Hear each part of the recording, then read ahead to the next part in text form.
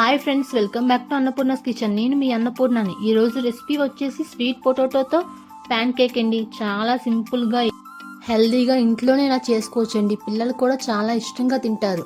మరి ఇంకా లేట్ చేయకుండా ఈ వీడియోని ఇప్పుడు చూసేద్దాం. స్వీట్ పొటాటోల్ని మంచిగా కడుక్కోవాలి.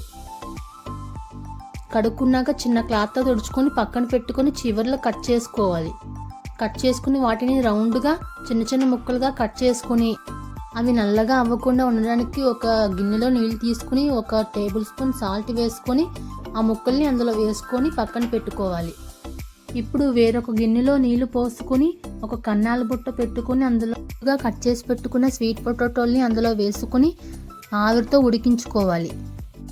ఆవిరితో ఉడికించుకోవడం వల్ల స్వీట్ పొటాటో అనేవి మంచిగా ఉడుకుతాయి. లేదా కుక్కర్లో నీళ్లు వేసి స్వీట్ పొటాటోల్ని వేసి ఉడకబెట్టుకోవడం వల్ల నీటిలో పోషకాలు అనేవి ఉండిపోతాయి. ఇలా ఆవిరి పెట్టి ఉడికించుకుందాం. ఇప్పుడు స్వీట్ పొటాటో అనేది ఉడికిందో లేదో ఒక ఫోర్క్ పెట్టి చూసుకుందాం. కొంచెం సాల్ట్ వేసుకుని పక్కన ఒక ప్లేట్లోకి చల్లార్చుకుందాం. చల్లారిన తర్వాత దానిపై ఉన్న తొక్కను తీసుకొని ఒక గిన్నెలో వేసి ఒక ఫోర్క్తో స్మాష్ చేసుకుందాం. మెత్తగా స్మాష్ చేసుకున్నాక ఈ వీడియోలో చూపించిన విధంగా స్మాష్ చేసుకుందాం. ఒక 2 టేబుల్ స్పూన్లు గోధుమ పిండి, 1 టేబుల్ స్పూన్ సూజీ రవ్వ, అదే బొంబాయి రవ్వ, 1 స్పూన్ బెల్లం, 1 కప్పు పాలు వేసుకుని మంచిగా కలుపుకోవాలి. కలుపుకున్నాక మూత పెట్టి ఒక 5 నిమిషాలు పక్కన పెట్టుకుందాం. చూసారా, ఈ కన్సిస్టెన్సీలో కలుపుకుంటే ప్యాన్ కేక్ అనేది చాలా టేస్ట్గా ఉంటుంది. స్టవ్ ఆన్ చేసుకొని ఒక ప్యాన్ పెట్టుకొని 1 టేబుల్ స్పూన్ నెయ్యి రాసుకొని ఒక గరిటెతో కొంచెం వేసుకోవాలి. దీనిని కాలిందా లేదా చివర్లంతా అట్లకర్రతో తీసుకొని పైన గార్నిష్ కోసం కొంచెం తెల్ల నువ్వులను వేసుకోవాలి.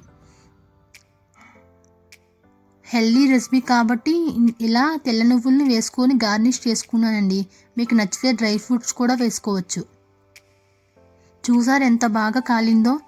ఇలా మంచిగా కాలితేనే టేస్ట్గా ఉంటుందండి. ఇలా 2 వైపులు కూడా టర్న్ చేస్తూ కాల్చుకోవాలి.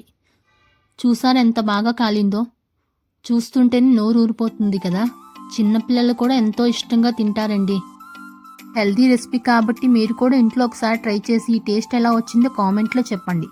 మరిన్ని ఇలాంటి టేస్టీ హెల్దీ అండ్ రెసిపీస్ కోసం నా ఛానల్ని సబ్స్క్రైబ్ చేసుకోండి. ఈ రెసిపీ కానీ మీకు నచ్చినట్లయితే ఒక లైక్ చేసి మీ ఫ్రెండ్స్తో షేర్ చేసుకోండి. Thank you for watching.